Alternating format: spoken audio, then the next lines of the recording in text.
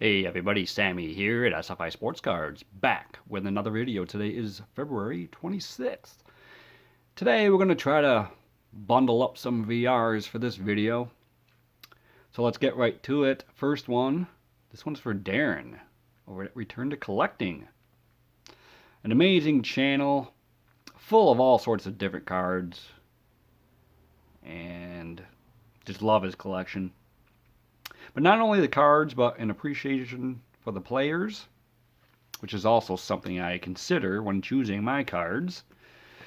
I got to be on a live stream with Darren on Sunday night on the For Collectors channel, and it was a good time discussing the steroid era, bouncing around some ideas and joking around as well.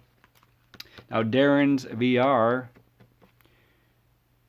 is for his 600 subs, which he blew by that. He's above 700 now. But the VR, shout out a couple channels under 200 subs and show off some of our favorite cards. Well, I don't know which was harder. Selecting the 3 channels, showing my favorite cards, or deciding between the 3 prizes. But as far as the channels, I'm going to start with Warren D in CLE. Then we have D's collection. Last I'm going to shout out is a Cincinnati Kid. Now Warren D in CLE. He joined Darren and I on that live stream on Sunday. And I've noticed that we have a lot in common with our collections of cards and books. We both are into baseball literature. But also the, I guess, fandom of the game of baseball in general, which I saw a lot of during our live stream. Now I predict Warren will blow by this 200 sub count very soon. Just a matter of time. D's collection, Andy, I have no idea how he is still under 200 subs. He's always contributing to the community, supporting channels, shouting out channels.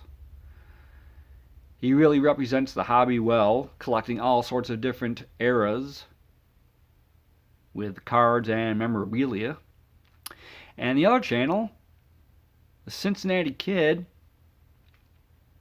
another channel who's doing great things. If you need to get your fix on 1950s, 60s, 70s cards, head over there. Check out what he's got going on.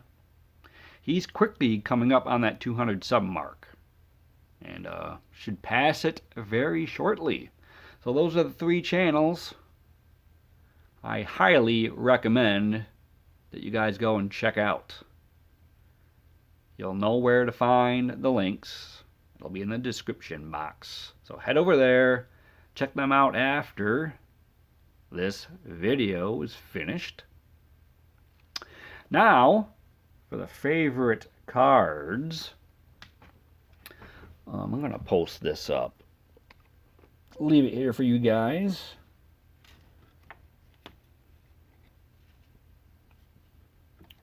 To reference throughout the video, if I can handle this correctly. There we go. Now, for the favorite cards of today, because they may change before the day's over, but 3 cards I wanted to give some time to. I've shown them before, but not as often as I want to. And these 3 cards have something in common. Maybe you can figure it out if you've watched my channel enough. Let's go with the first card. We have 1931 W517 Joel Sewell. We got the old school SGC flip right there. Hardest man to strike out in baseball history. He is a Hall of Famer. This one will always be in my top 5 rotation. Just love everything about it. Love this picture. Love the picture of the baseball field. Reminds me of when I played as a kid. Nowadays you have all these fields that are well groomed. I did not have that when I was a kid. So this, kind of like this infield here, reminds me of my playing days as a youngster. Love this card. Like I said, it'll always be in my top 5 somewhere. Next, we have 1950 Bowman. Joe Gordon. The Flash. Now this card was one of the first cards I saw when I opened up a box back in 2020 when I got back into collecting. And it was in great shape still after so many years. I sent it in to get graded. Looks awesome in this tux. So Joe Gordon, also a Hall of Famer. And for the last one, I decided to give this card some love. It's a 1966 Topps Joe Torre. I just love the look on Joe Torre's face in this card. He's got that no-nonsense look to him. And is probably my favorite Joe Torre card. And just reminds me that I need to collect more 1966 cards because I like this simple design. You know, the back. It's got a little comic up there at the top.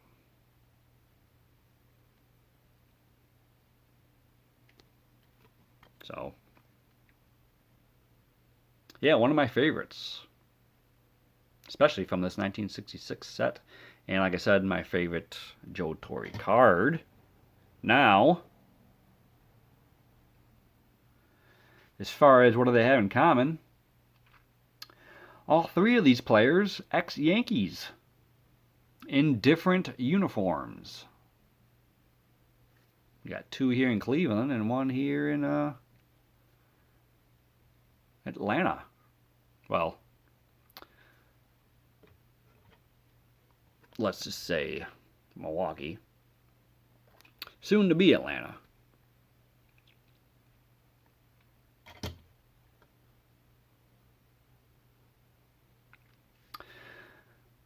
$11 World Series titles between them as players or managers. We got 2 MVPs, Gordon and Torre. Love all these cards, all 3 of them. And that is my 3 choices for today. And as far as the prize for Darren's VR, I gotta go with what I call 1989 Upper Deck card number 1. I don't have that card yet, and it is so recognizable and important to our hobby. So I choose the kid, Ken Griffey Jr. Tough call because, you know, I love 1964 Topps, and who doesn't want a Mays card? And I love early 1900s cards, so. But if I had to have one of those in my collection, it would be Upper Deck 1989 card number 1. All right. The next VR is for a commenting collector. Check out Robert's channel. Never short on entertainment value, that's for sure. Tremendous content on sports and non-sports alike. He's always popping up within our community. He's all over the place. Robert wants us to show untampered, unopened items within our collection. Now I know he said 1987 is pretty much the cutoff point. I have not gone any newer than that. We got a 87 rack pack. Got Henderson, the legend of Dave Gumpert, Andreas Galarraga, the back. Got an all-star Tom Hume. Got an all-star Atlee Hammaker. And a two-time Cy Young Award winner, Brett Saberhagen. So not a bad rack pack. I doubt I will open this. I've been trying to look for rack packs and cello packs with Rickey Henderson on them to collect them. And probably not to open them whenever I get them. So there is the 87 rack pack. Also 1987, we got a Fleer sticker of Henderson. I can't see me peeling this ever. So there's that. Right there. Another 1987 Leaf All-Star Rickey Henderson pop-up card. These are neat. You can see the perf within the card here. If you want to pop it out, which I will never do, but there we got that right there. We also got some stickers, 1985. I won't peel these either. We got Rod Carew. Also got Rich Gossage, the Padres. Oh, this is what the back looks like, in case you want to check that out. And this one's interesting. Also from 85, we have half a Don Sutton with that glorious gray afro. It is the full sticker, but only the top half. So that's from 85. Next, we got this cool card here, 1962 Roger Maris game card. Looks like it was never used, to be honest. You can grade these. I've seen them in PSA. If I ever send it into SGC, I would probably email them first. I don't want to just send it and then they reject it. Really good shape. So, may send that in down the road. It's not a priority or anything. But it would be a cool, novelty item to have slabbed up. What else do we got? Oh, 1984 Action All-Stars. Still in the cello. We got Dale Murphy here on the back. Actually, this is 83, to be honest. And of course, on the back, Rickey Henderson. So this will probably stay in this cello for a while. And this one is from 1984.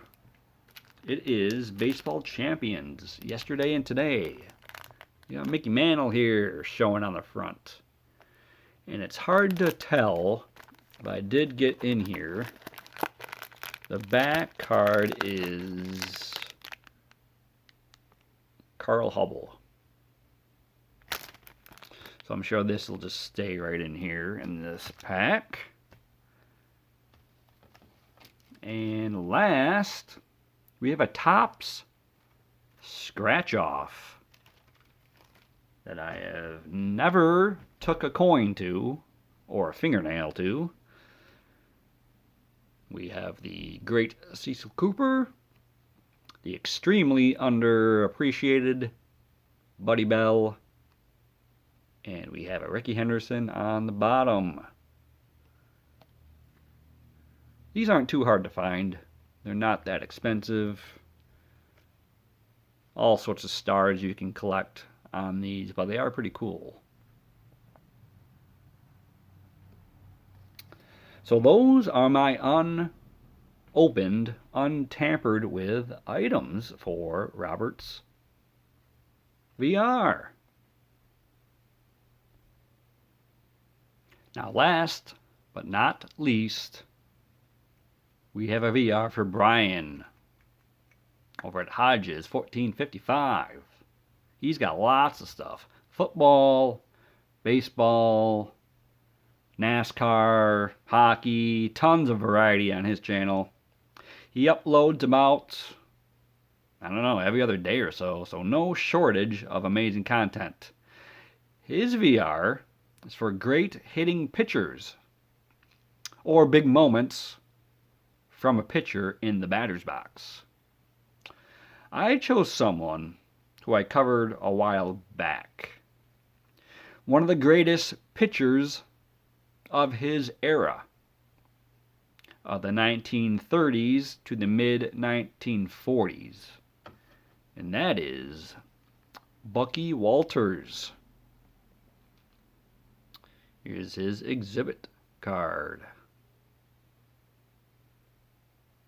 1939 MVP. He also won the pitching Triple Crown. But also a fine hitter. 243 career average, 23 home runs, 99 doubles, 16 triples, and a very respectable 630 OPS.